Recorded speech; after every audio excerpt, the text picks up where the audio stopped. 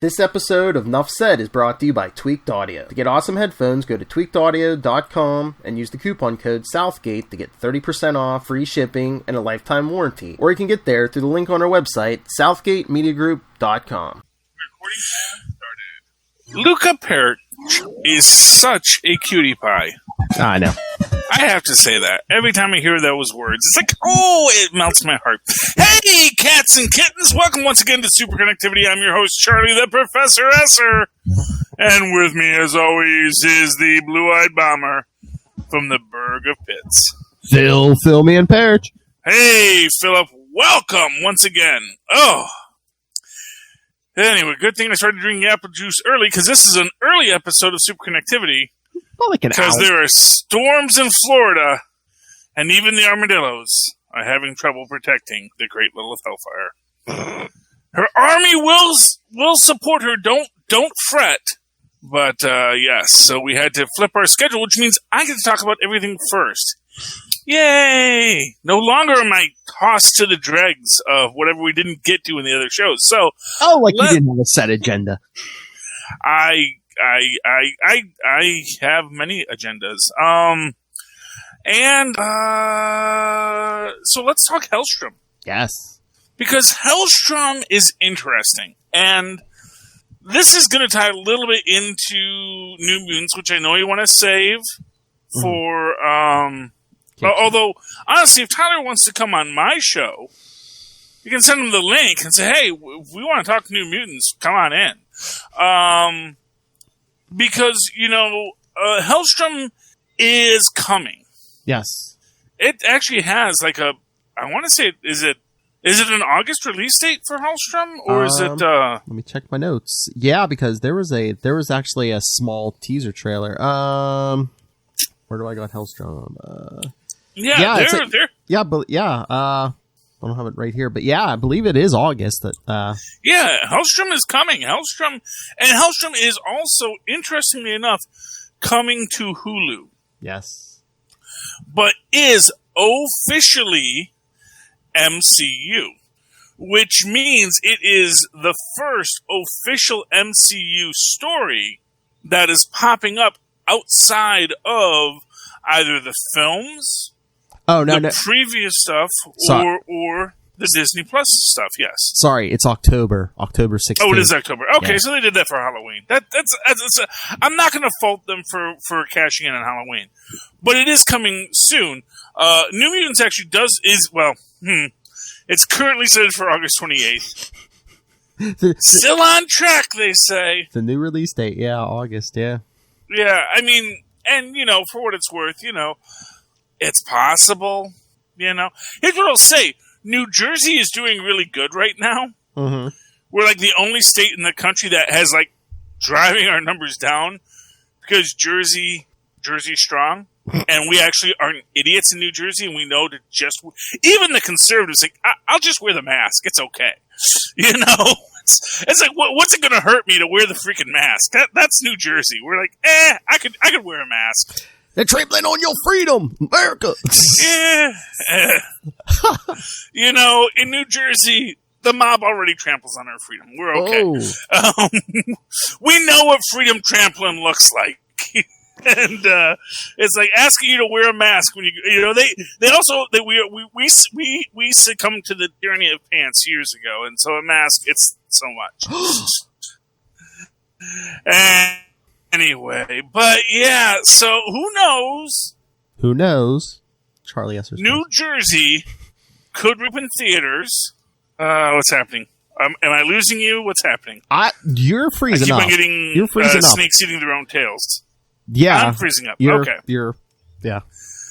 I'm plugged anymore. I'm plugged directly into my router. So yeah, well, everything's operational up here. It's not even overheating yet. So who knows? Could be storms. Could be atmospherics. Could be.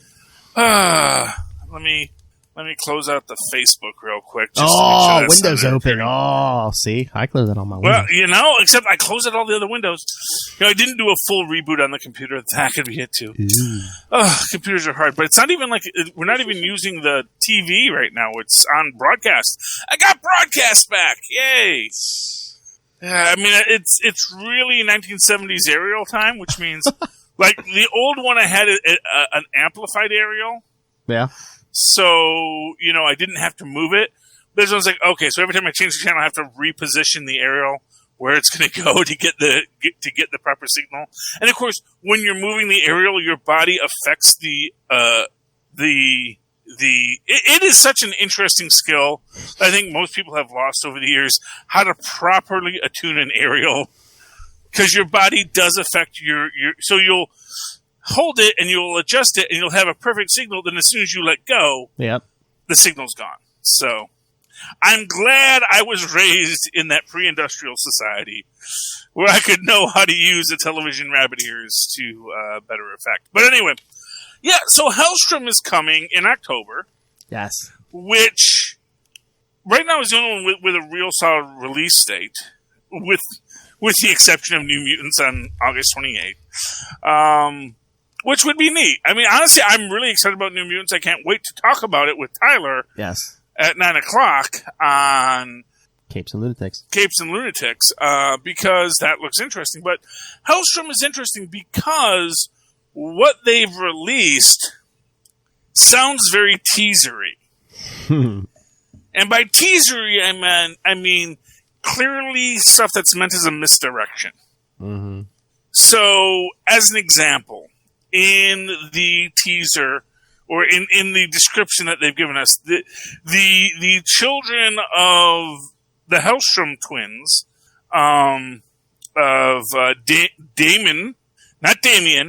Damien, and Satana, are the children of a notorious serial killer.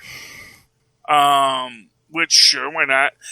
Victoria, I believe, is supposed to be their mother. At first, because, it's a super young-looking lady that they have in the insane asylum. I'm thinking, wait, is there a third Helstrom? Like, oh, wait, no, that's their mom. Because she went crazy from having a notorious serial killer's baby. As you do. So I wonder if they could are they going to use the Helstrom series to introduce Mephisto into the MCU? That's the question. I mean, that's the thing. It's like, we know it's supposed to be MCU, but it's also in an MCU that is separate because it's going to Hulu. And here's the thing. I don't know if it's separate. I just would wonder if because just the content that they're not putting on Disney Plus. That's the interesting thing that Marvel under Feige has been able to do, which is Feige is pushing the envelope. And he likes to push the envelope. That's this interesting thing. The blink and you miss it, gay, it's okay to be gay scene in Endgame. Yeah. Okay. Feige fought for that. Oh. Fought tooth and nail and said, you will not cut this out in any foreign edition. Anywhere you go, this has got to stay in. And that was the first time Marvel ever really used its clout to say, we know where the bread is buttered, and we're going to make this statement.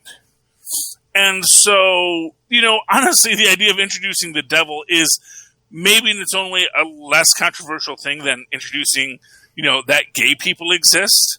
But it's interesting because it does look like Marvel really knows that they are the ones driving the Disney train right now. Mm-hmm.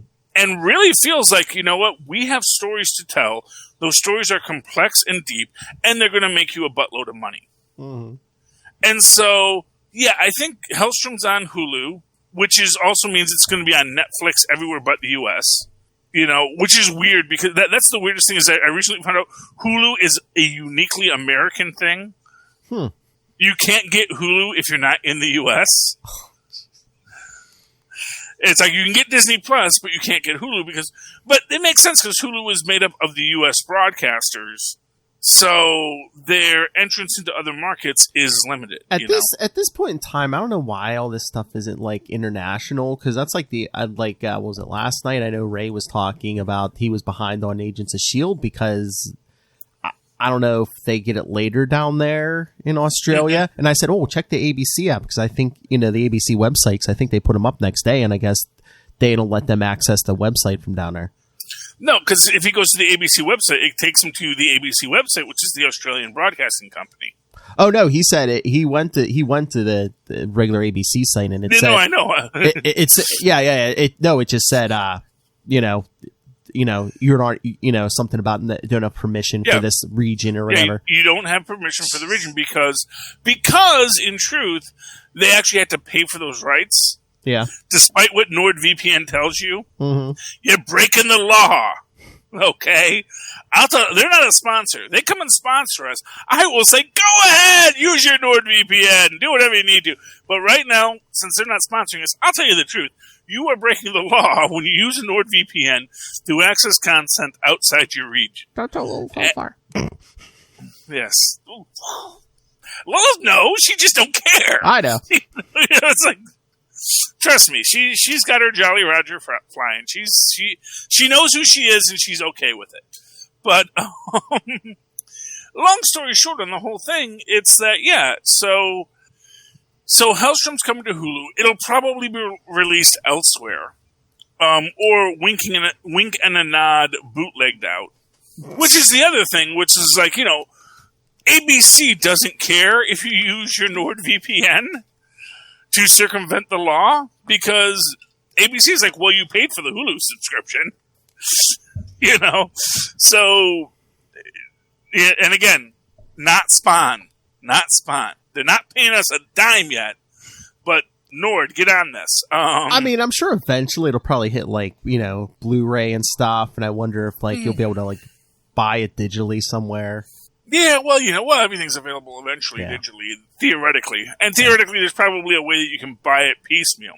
Mm-hmm. But, and for what it's worth, it is an affront to the actors and the writers and the producers, because the deals are set for the regions that they're to be distributed in.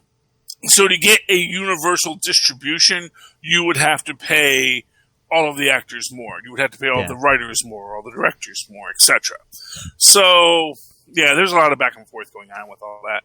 But anyway, Helstrom, we don't know much except for the fact that, as I said, their father was a notorious serial killer, which anyone who's a fan knows is going to be, well, actually, that was Satan. Oh, yeah. Now, what's going to be interesting is if they actually go with the idea that so, for example, they could introduce Mephisto, and Mephisto not be their father.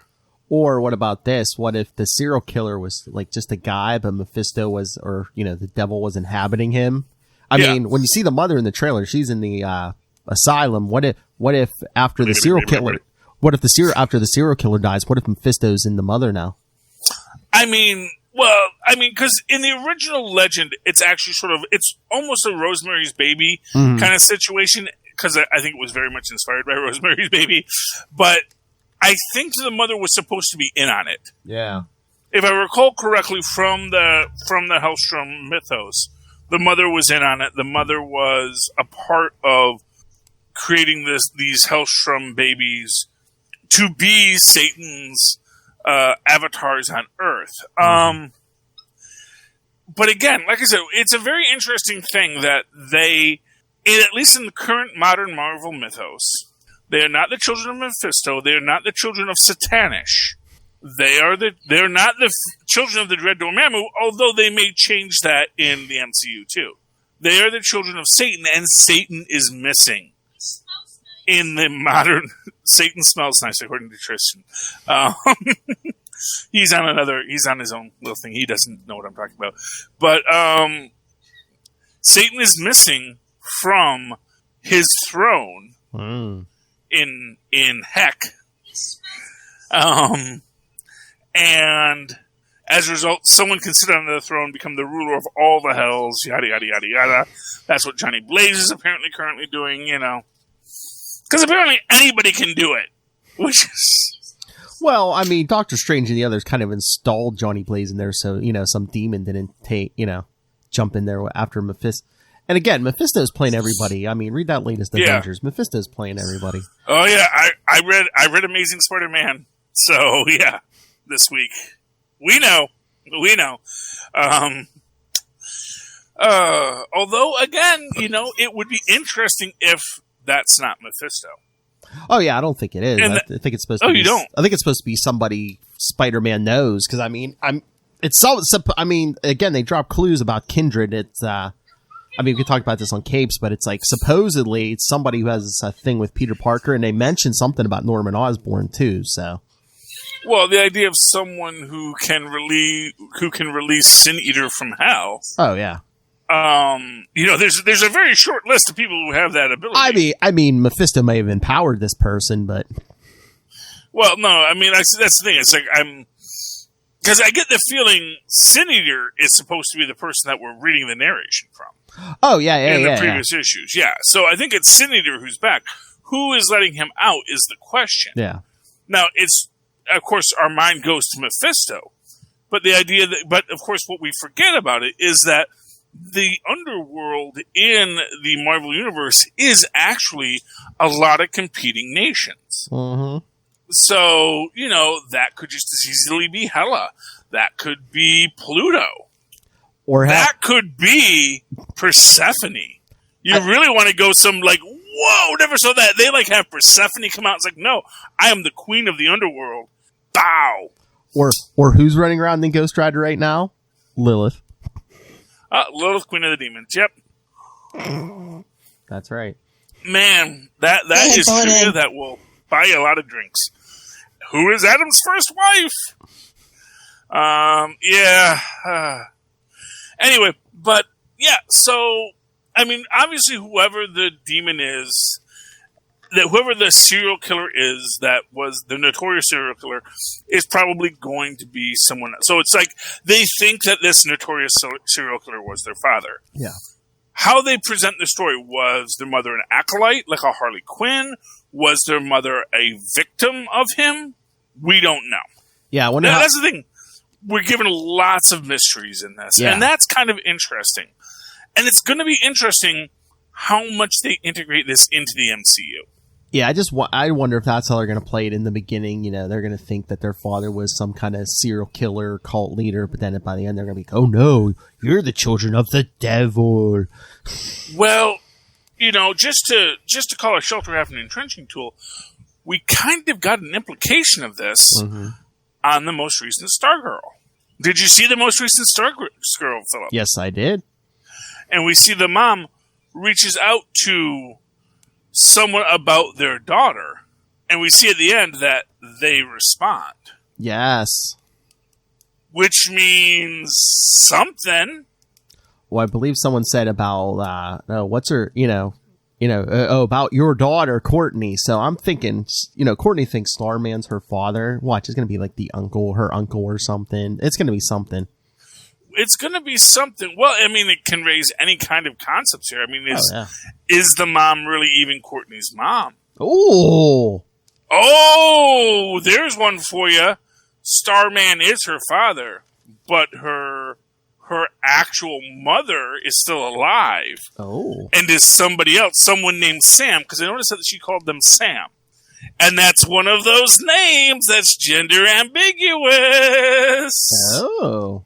Her mom is Samantha from Bewitched. Headcanon. Mark my words. Who owns Bewitched? That could be owned by Warner Brothers now. They could have full rights to it. Who knows? Maybe. Who knows? Anyway, who produced the last one with Will Ferrell? So it was Warner Brothers.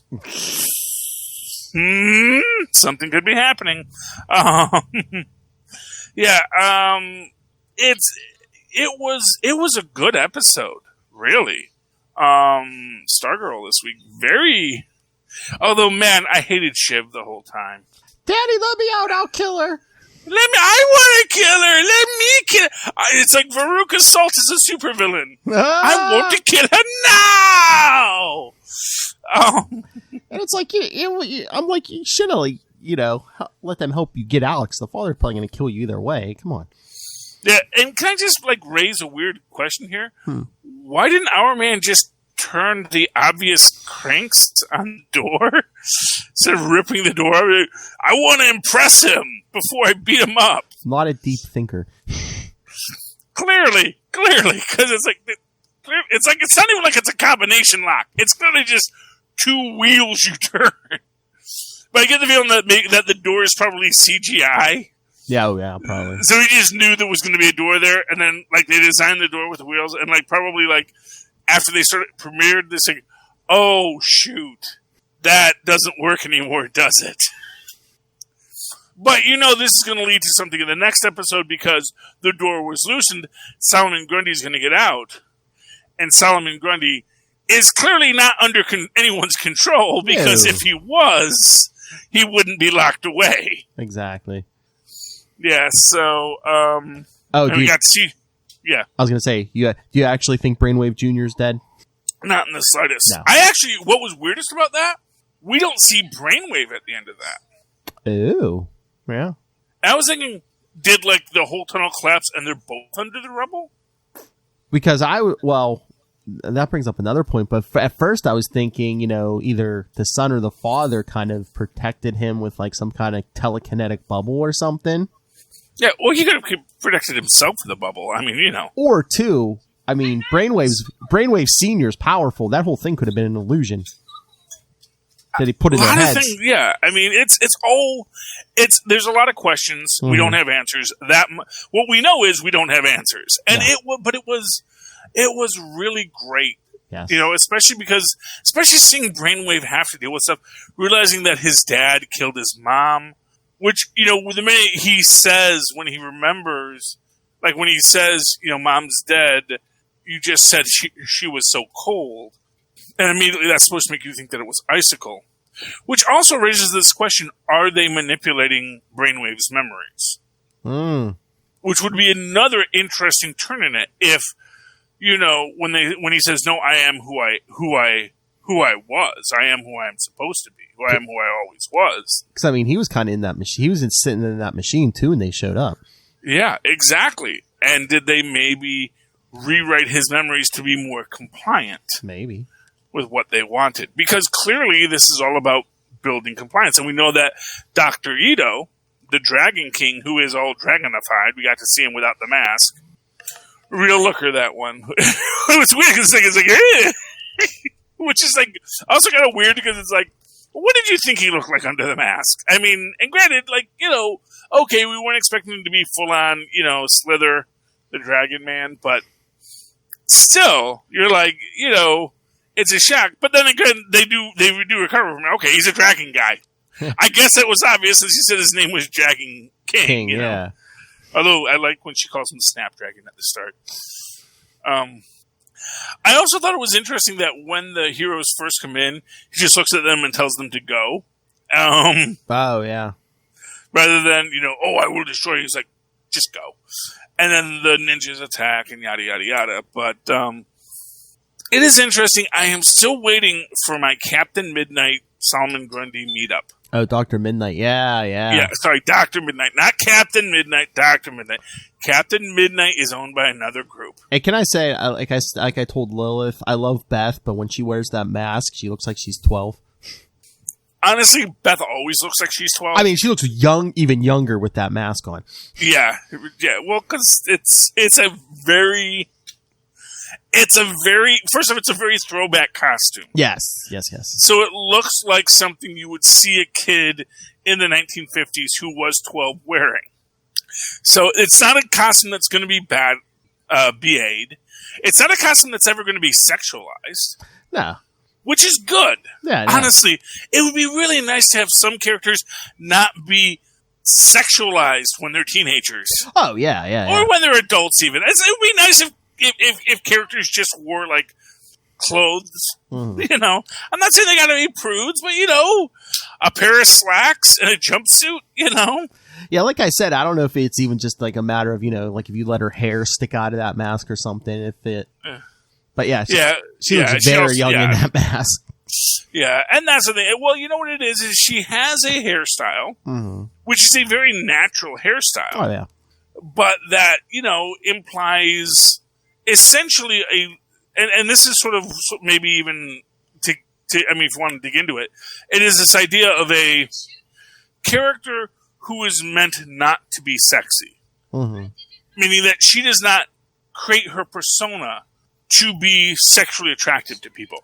She looks nice. She wants to look nice.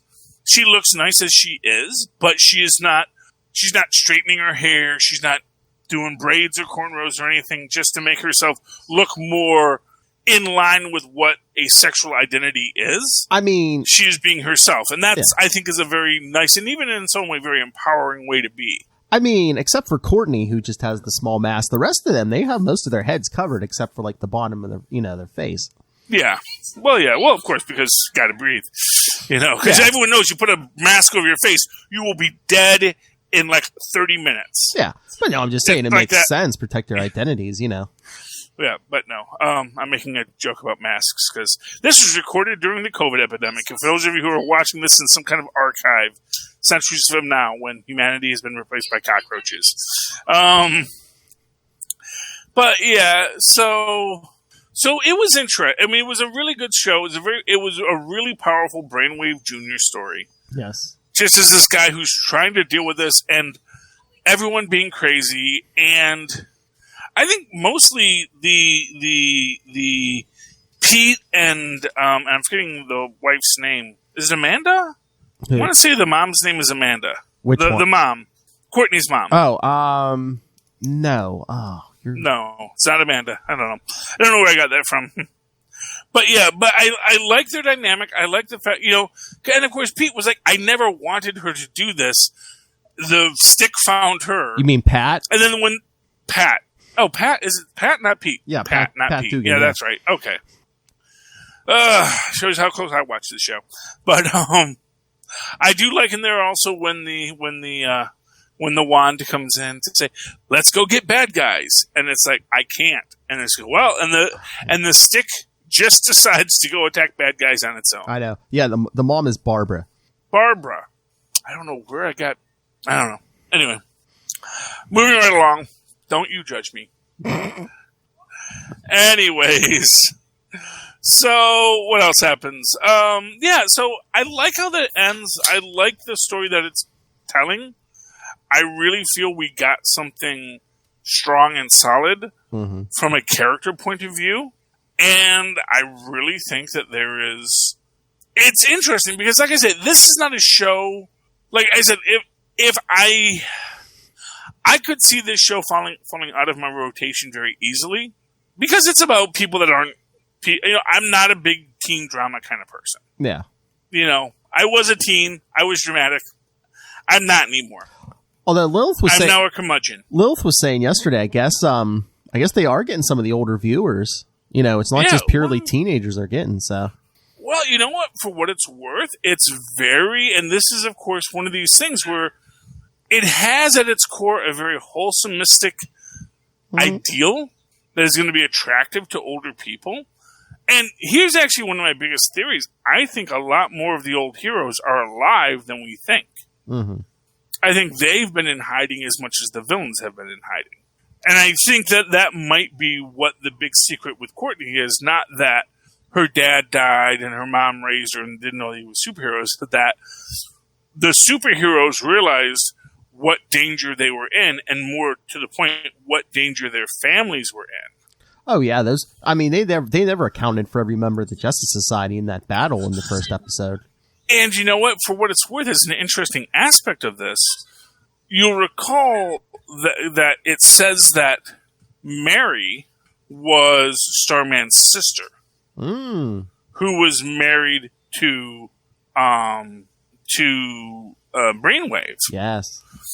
Which kind of suggests that if Mary died first, there could have been this understanding among the JSA team that if we're going to protect our families, we have to get our families outside of our lives. Which means that's when they set up, raise my kid for me. Oh, they won't know the difference. Just tell them that this is where they belong. And Courtney, being the youngest, maybe is the one that didn't realize what had happened. She just knew that was her mom, and that's all she knew, because when she was born, she was taken away or she was given somewhere else. So it's interesting. There's a lot of mystery going on, a lot of story to explore, and I'm excited about it. Yeah. What's really exciting, though, is over on Agents of S.H.I.E.L.D. Oh, yeah. I love this week's episode. Directed by Elizabeth Henstridge. who really, I'm going to say right now, has a future in this business. It is a solid story. Oh, yeah. And the time looping is, I mean, it's kind of effect that could be used poorly, but I think it was done very well here. Yeah, it's not an original premise, but I think they pulled it off really well. Well, you know what I like about it is they don't revisit it. They don't revisit the things happening. Like, so Mac getting blinded. Oh, yeah. They don't do that over and over again. They don't have, like, alternate worlds where, oh, she was blind, and then, you know, it's like, once it's fixed, it's like, no, I know what to do. Do this, do that, do that. And then also, it's just getting, kind of reminds me of, you know, there's an old sketch you used to do in Scouts, where you do the movie set, and then, you know, and then the director would say, no, you guys are going too slow. You know, do it slower. Do it faster. No faster. Bing, bang, boom. And so, I kind of like the way that Daisy's approaching it. Mm-hmm. And man, that has a really hard death to take. Oh, yeah. You know, especially because it is, and it's interesting because it is a death that is, because Enoch, spoilers, Enoch does not have, his emotional attachment is a program. But it's not a program. It's like, it is such a weird AI question. Well, yeah, it's like the whole, you know, data from Star Trek question. It's like, you know, where does the programming end and like the, you know, the actual, their personality begin? Well, you know, it's sort of like the idea of the ultimate logic, you know, the needs of the many versus the needs of the few. Mm-hmm. Yeah, because he just reached in and went, okay, here yeah. Oh, yeah, no, I understand. Yeah, I have to. But then as soon as he does it and they do it, and then he's like, oh my. And it's like, and then reality starts to come over him. And it's an interesting idea, especially when you think about it in context of The Good Place, which had, which I know you never watched, so. But for everybody else in the world who watched The Good Place, you understood that at its core, what the idea is that the meaning of human existence is its finality. That knowing that someday we will die is what causes the things we do in life to have value and meaning to us. And when you think about a character like Enoch, he existed his entire life imagining that there was not really going to be an end. And it's not to say that Chronicoms can't die or Chronicoms can't be deactivated, though arguably, you know, possibly they could, and possibly they could have died. And certainly every Chronicom they've smashed to bits isn't getting back up, you know, years later. So it's an interesting thing that they are effectively immortal, even though they are mortal, but at the same time never have to face it until just this moment. Mm-hmm. And at just this moment, Enoch starts to really internalize and approach and communicate humanity. You know, in a way that we know he did, but at the same time, we never saw. You know, it's a weird thing about that type of character, especially when we talk about a character like Data or Mr. Spock or anyone like that, where, and actually Data I think is a better example than Mr. Spock. Mr. Spock clearly, and all Vulcans have clearly the full panoply of emotions. And they're biological. They just repress. They are, honestly, there are probably a lot of Vulcan serial killers. That's why they're always sticking their con to people. You know, these are clearly not well people. They're not well adjusted. Mm-hmm. This is why they're sticking their car everywhere, which is why, honestly, they were lucky they met the humans, a race as despicable as themselves. Oh. So it's like, yeah, I personally believe that, like, really in Star Trek, people are like, oh man, you know, those Vulcans, yeah, you know, good thing they met the humans. Goodness knows what those two would have done had they never actually met and like fell in love with each other. But I mean, the Agents of S.H.I.E.L.D., I mean, I love the whole Phil Coulson thing, you know, because, you know, Enoch's like, you know, talking about death and, you know, And I love Coulson. From experience, I can tell you, it's hard. It's harder for, the ones who are left behind. And, it hurts. It hurts at first. Yeah. Talking about death because he's had how many deaths? Well, yeah. But it's also kind of interesting, this idea that they kind of recorded his deaths. Yeah. Which also kind of triggers into that weird idea with, if you remember with,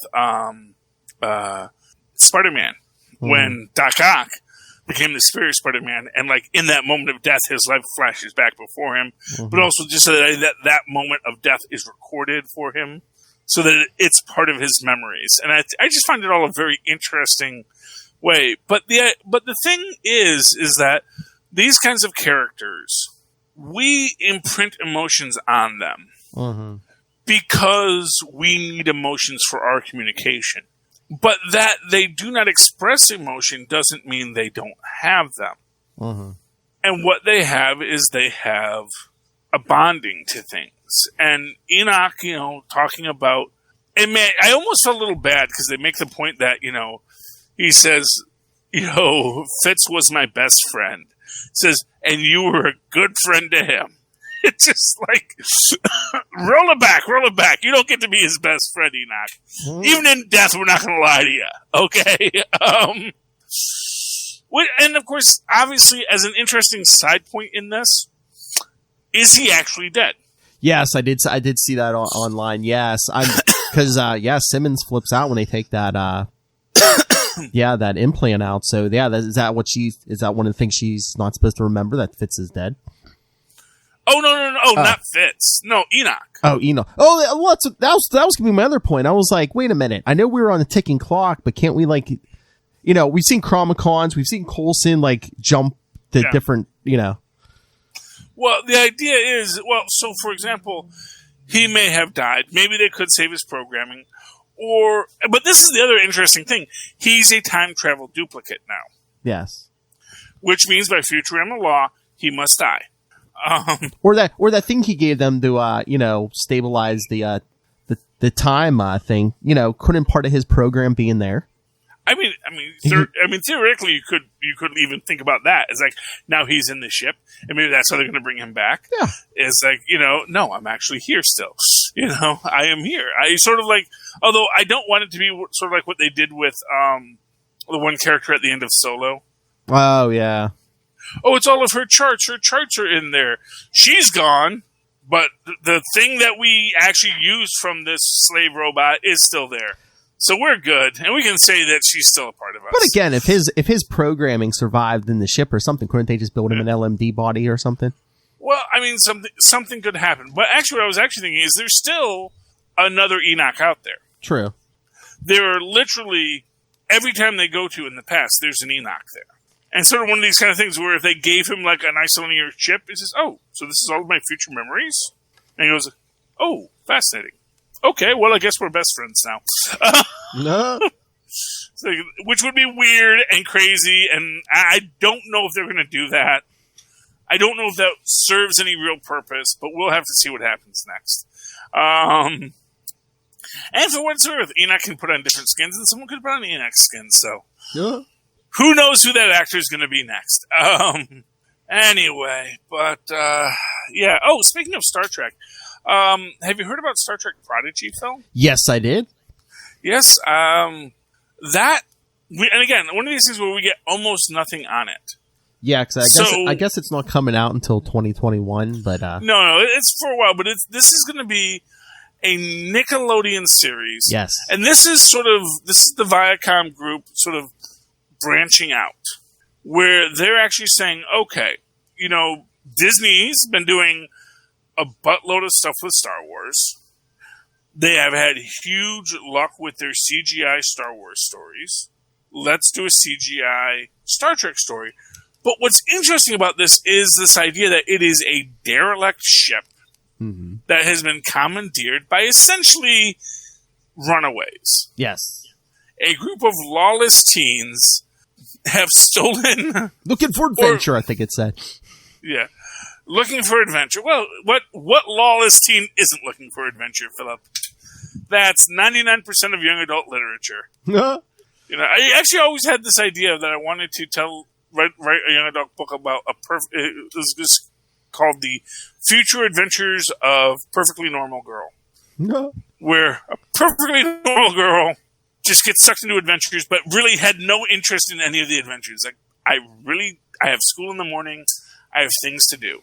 I really have no interest in this adventure. Yeah. You're going to make me go along because apparently there's stuff, but let's call the police. Let's call an authority figure. I thought that would be an interesting take just because it's the complete opposite of what anyone has ever done with the storyline. But that's me, and I'm a weirdo. But yeah, but what's interesting about it is, like, when you say a derelict Starfleet ship, that can mean so much. Because, okay, why is this ship derelict? Why are these kids able to access it? You know, are these human children? Are these just scattered ragamuffins of the universe? And for what it's worth, in a CGI story, they can do anything. They could have one of those lion people, like from Star Trek the Animated Series, in there. They can have, they don't have to limit themselves to humanoid aliens. They could have a freaking teenage Horta with an axe to grind as the leader of the ship, which I think would be amazing.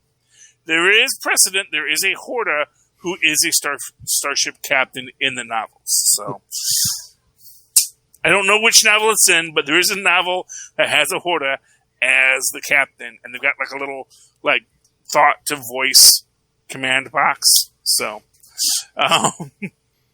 things I know as a long-term Star Trek nerd. Yeah, I just wonder, if somebody on the crew is going to be like a genius, or someone's going to be like the child of a Starfleet officer or something. I actually wonder if it's going to be a ship that was tossed back in time. Oh. Maybe this is a ship that fell into the Mirror Universe, and these are Mirror Universe lawless teens, which would be an interesting idea if you set the story in the Mirror Universe. There's lots of possibilities that they could explore here. Oh, Children of the Maquis. Children of the Maquis, yeah, I hope they have a Ferengi on the team. Yes. A female Ferengi who wants to wear clothes. That actually should be their leader. Their leader should be a tough as nails female Ferengi, fully clothed all the time. Either that, or if the Ferengi isn't part of the crew, it's somebody they keep going back to buy and trade stuff. Oh, this would be a great time to reintroduce Armin Sherman. Oh yeah, get us some Quark. We miss our Quark. I'm excited about it. It sounds like fun. It is not going to be tied to Below Decks. Nope. Although that's an interesting question. Is when you talk about the canonicity of Star Trek, when you get into these kinds of stories, it's like, what is canon? It's like, are the Abrams stories canon? I get into a huge fight with someone about whether or not the Abrams stories are canon. They're not. Yeah, I just wonder how big, at least Lower Decks is going to be, because did you see the description for that? It's like, it's the support crew and I think it even says the least important ship in Starfleet. Which is basically, they said, hey, what if that, that Orville thing that people are saying is so great and the best Star Trek ever? What if we did that? What if we did the Orville, but we actually made it official Trek? Yeah. So I don't know if that's going to be the Adult Swim version of it, and that, Yeah. And then, Prodigy is going to be, Nickelodeon. Yeah. Well, I think Prodigy is going to be their Clone Wars. Yeah. It's going to be their deep lore, interesting exploration of whatever universe they're setting it in. And it will be interesting. Like I said, it would be really interesting if they set it in the Mirror Universe. I suggested for Patreon that we do the Star Trek Enterprise storyline, where we actually get to see the origins of the Mirror Universe. So far, people have looked down on that idea. I'm up for Enterprise. I don't know if I didn't see anyone saying I didn't see anyone defending my position. That's all I'm saying. I'm saying I think the Mirror Universe is if we're going to do Trek on our Patreon. By the way, look up our Patreon. Go down to the show notes. We have a Patreon. We talk Star Trek there because it's something we don't talk about on any of our channels. And if you want to talk some early Mirror Universe, watch Star Trek Discovery. They do stuff with the Mirror Universe. Okay. So, I will look for it. Yes. I've been watching Picard lately, but I've gotten to the Riker episodes, so. Oh, what the okay. What do you? Yeah, I don't know. I've just been letting it run, and I've been sort of like half watching it when I'm not falling asleep. It's not that it's boring; it's just I'm always falling asleep. I fall asleep so much now; it's really kind of problematic. Anyway, but speaking of Star Trek, Star Wars, Lando might be a thing. Oh yeah. Apparently on what is it called? The Kessel Run. Oh man, I'm forgetting what it's called now. But there's a podcast. Really, it's called the Kessel Run something, and I guess they got to interview Don Glover because they are not a podcast that I'm on, so they get to talk to important people. Phil gets to talk to important people. He usually says, "You don't have to show up, Charlie." That's fine. When's the last time I talked to anybody important? You talk to all kinds of great comic creators that we all love, and they call me a dumbass. So, scroll way down for that. But yeah, no. So yes. yeah, so I guess the rumor is, Donald Glover maybe. Is it what is he in talks for a Lando series on Disney Plus? Well, I guess from what I understand is like he kind of said something and said, "I'm not saying it's happening, but I'm not saying it's not happening." Oh. And then, like Disney said, we can neither confirm nor deny that that's something that's in the works. So I would love to see a Lando story. And I actually think this is so much of where Disney wants to put Star Wars. Mm-hmm. Because they want to say, we are sick of the Skywalkers. Oh, yeah. We tied up their stories in a bow. Rey's buried the lightsabers. She's going to go be a moisture farmer. Everybody's happy. Let's talk about everybody else in this galaxy. Because it's one of these weird things where you realize that the Empire existed for about 20 years, and the Republic existed for at least, I'm forgetting his name from The Mandalorian, as said, but he was a slave for 4 of your human lifetimes, Like, clearly, the Republic, in all of its dysfunction, existed for hundreds, if not thousands of years before the Empire showed up and just completely collapsed in on itself. Because, not for nothing, Palpatine backed the wrong horse. Palpatine should have listened to Yoda. Send that kid back. Let him be with his mom. Let him be a moisture farmer. Try to corrupt Obi-Wan, because Obi-Wan was clearly ripe for corruption. I think had he corrupted Obi-Wan, that's an alternate universe that might have been a little bit more beneficial for Palpatine. Ooh. I'm just saying, Obi-Wan was filled with rage over his Qui-Gon's death, so went and chopped freaking Darth Maul in half. That's not the Jedi way. Anyway, so I like the idea of Star Wars trying to explore more of their own universe, and so I would love to see the rise of one Lando Calrissian, as played fantastically by Donald Glover. Oh, yeah. With his cape. And the Millennium Falcon. Oh, my God. I mean, we don't get a lot of this in Star Wars, but I mean, you have both of them. You could do some kind of time travel episode with Donald Glover and Billy D. Williams. Well, I mean, that would be interesting. Like I said, as you said, they don't do a lot of time travel. Nah. But if they did, that would be... Or, they could do a young Indiana Jones setup for it. Oh. Where every episode is old man Calrissian. Oh, yeah, Billy. Let me tell you about the time I did the Kessel Run. Every episode is just Billy D opens up. Let me tell you a story that you just showed Donald Glover doing everything. Yeah, which would be great. Honestly, I would love Nice. Billy D. Williams as the narrator. Yes. Of the Donald Glover stories. Like young Sheldon. Yeah, exactly. Honestly, that would be beautiful. It would add some trademark, wit and humor to it.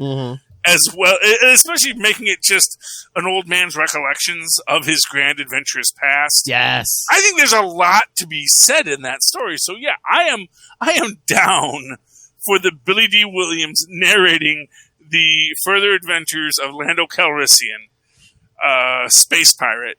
Because, I mean, seriously, all we've seen really mostly of Lando is just like his time around Han Solo. Let's get some stuff before that, or in between that. Come on.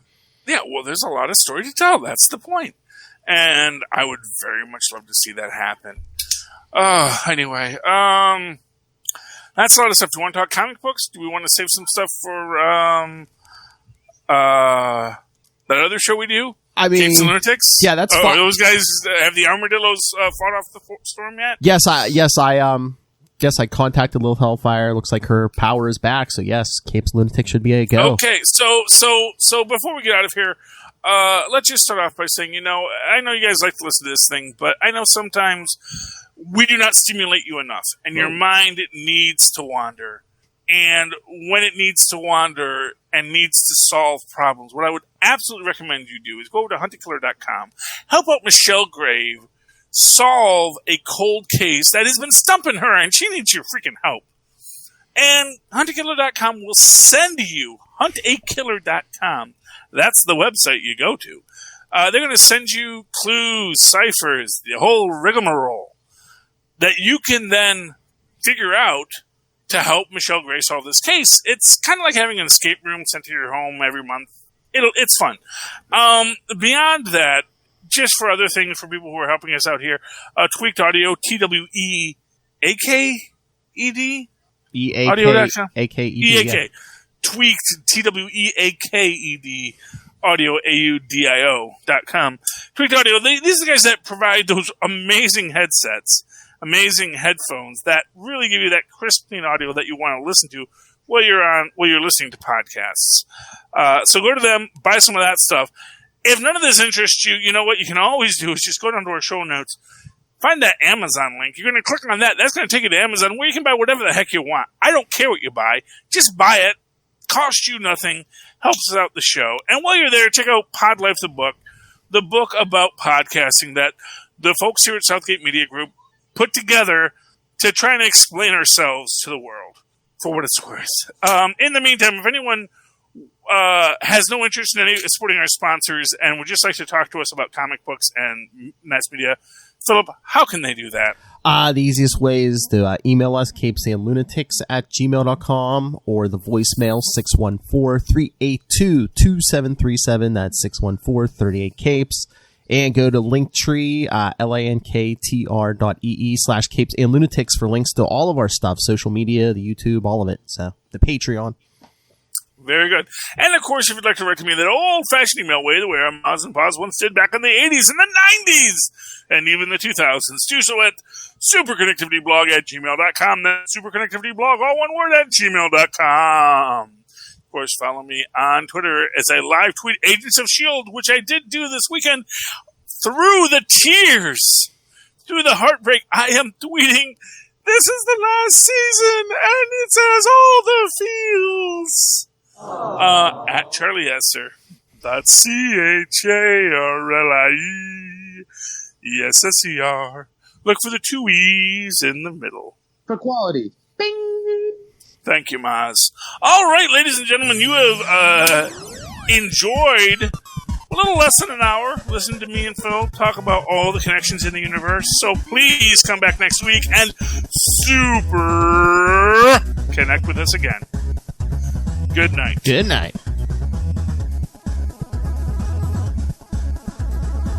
I got that tight. That worked. You're a star, baby. A star. Stubbed my toe on the moon. Don't need to apologize. It's from Connecticut Yankee and King Arthur's Court. Bing Crosby. It says, never apologize for stubbing your toe on the moon while you're reaching for the stars.